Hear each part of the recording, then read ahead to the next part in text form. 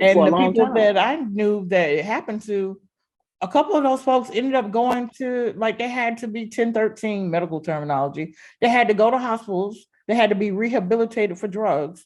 They had to hit reset on their life. Those uppers and downers ain't nothing to play with. And that's just, I'm generation X. I'm Gen X. So people lacing your stuff, that's been around since, my parents were able to smoke on campus when they were in high school. Right. So I'll That's add But to you the that. also, marijuana day. didn't have. But see, you don't back then. I remember going to the store and buying my aunt cigarettes until they said you had to be 18 to purchase them. Cigarettes, snuff, all that, all the tobacco. Right. So I'll Um. add 2 points. Go ahead, Jen. No, go ahead, Dr. Allison. So two things. Last year in February, I have a video on a Ring camera. A young man literally was throwing himself up against the wall of my house, rolling on the floor of my garage, all these things in my carport. One, we called the police because he was like all going throughout the streets and things like that. And we called him, like, I was like, I'm pretty sure he got a hold of some type of drug that was laced or something. It's like he is not a threat or a danger to himself or to anybody else. He just needs medical help. Well, come to find out, police come, paramedics come, because I was very clear to communicate that he was having some type of adverse reaction.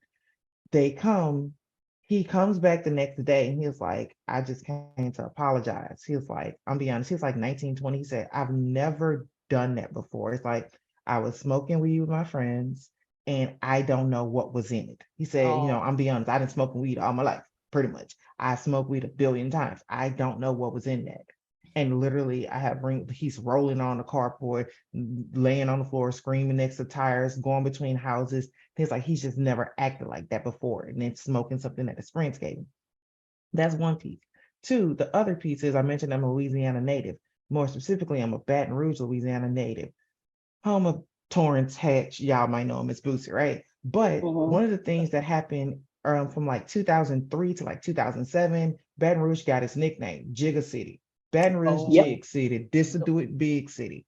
So part of that culture, when Jen talked about that cultural piece, that music piece, one of my liaisons at our campuses, when she came from Florida, she came back and she worked at a local treatment center here. And she was like, one day she asked me about it years later. She's like, something was very weird when I first got to Baton Rouge, when she worked at a detox center. She's like, we kept seeing young Black men from like 15 to like 24 coming in, having to detox, were on methamphetamines, things like this. And I had to explain to her what Jigga City culture was, that there was a whole musical cultural piece to this is why the drug use in this community looks the way that it does.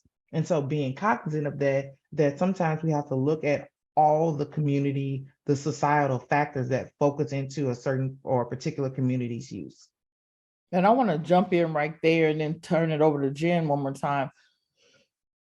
For those who are listening to this, we are not pointing fingers and laying responsibility on a one person or a segment or just the music or the hip hop culture. It's all of our responsibility. The same way you hear people say diversity, equity, inclusion, and justice is everybody. This conversation is a everybody moment. Because we can't act like it's not true.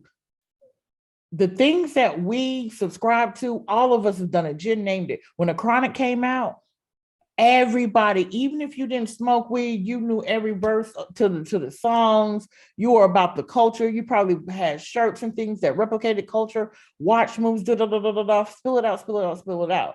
We can't negate the fact that we know that we are influencers in our families, in our communities, in social culture, and we've got to all take a piece of this puzzle, because if we don't, we're already losing a lot of our artists. We could probably spit out 30 artists that we've lost out of hip hop to drug overdoses in the last 5-7 years, right? We're losing our family members and our friends in our local communities. And now it's hitting our college campuses kind of hard. We cannot negate the social and collective nature of, we've made it kind of cool to do things casually, but just like that one pill is all it takes campaign, everybody's not coming back and coming home for this. Jen, did you have anything that you want to say before you part? Yes. Also, Dr. Allison was speaking on this young man that had an adverse reaction. We see what's going on in our communities amongst law enforcement. Mhm.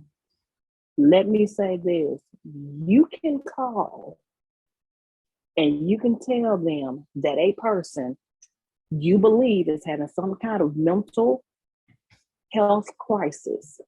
They are not apt to treat them with compassion. There have been many a person that had adverse reactions to a drug or this, that, and the third. They are handled and they are treated in a different way. Hands down.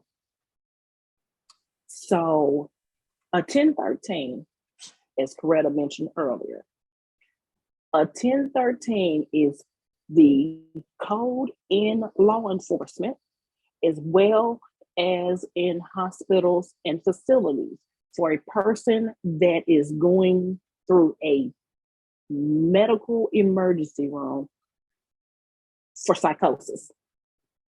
And that actually gives a 48 hour long clock.